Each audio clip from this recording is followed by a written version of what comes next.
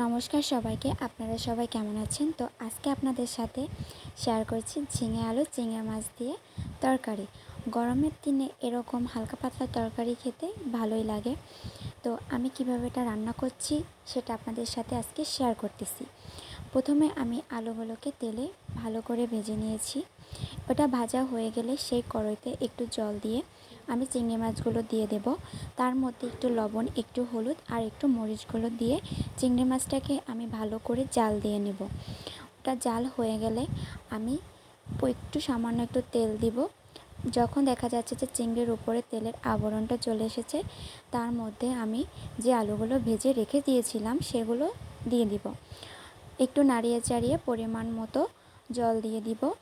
এখন আমি এর মধ্যে হলুদ, লবণ এবং একটু মরিচের গুঁড়া আর 3-4টা কাঁচা লঙ্কা দিয়ে দিচ্ছি। দিয়ে আমি এটাকে ভালো করে জাল করে নেব।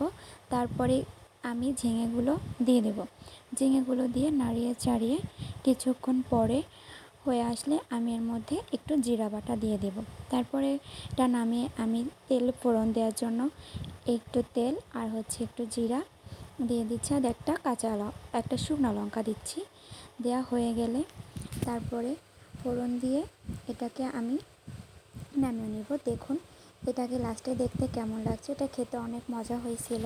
তো আমাদের রান্নাটা যদি আপনাদের কাছে ভালো লেগে থাকে তাহলে আমার চ্যানেলটাকে সাবস্ক্রাইব করে